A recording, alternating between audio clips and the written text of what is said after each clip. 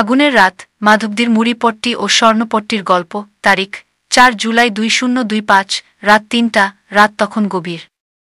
শহর জুড়ে নীরবতা। মাধবদী থানার পাশে ছোট্ট এক ঘনবসতিপূর্ণ এলাকা, মুড়িপট্টি ও স্বর্ণপট্টি। সব দোকান বন্ধ, মানুষ ঘুমে। হঠাৎ একটা বিকট শব্দ, একটা ট্রান্সফরমার বিস্ফোরিত হল মুড়িপট্টির মাথায়। সাথে সাথে আগুন লেগে গেল একটি পুরাতন মুড়ির গুদামে।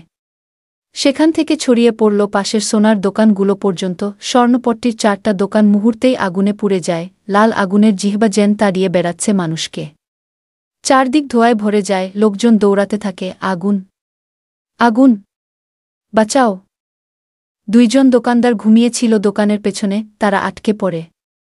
চারদিক থেকে চিৎকার, কান্না, ধোঁয়া। স্থানীয় যুবকরা পানির ড্রাম আর বালতি নিয়ে ছুটে আসে। ততক্ষণে খবর যায় ফায়ার সার্ভিসে। মাধবদী ফায়ার সার্ভিস থেকে ৩টি ইউনিট আসে। পুলিশ আসে মাধবদী থানা থেকে।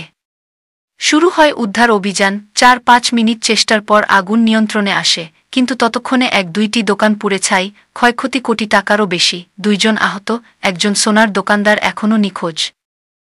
এক বৃদ্ধ দোকানদার কাঁদতে কাঁদতে বললেন, ৪০ বছর ধরে দোকান করেছি, সব কিছু ছাই হয়ে গেল। ঈদের আগে সব মাল তুলেছিলাম। আল্লাহর ওপর ভরসা।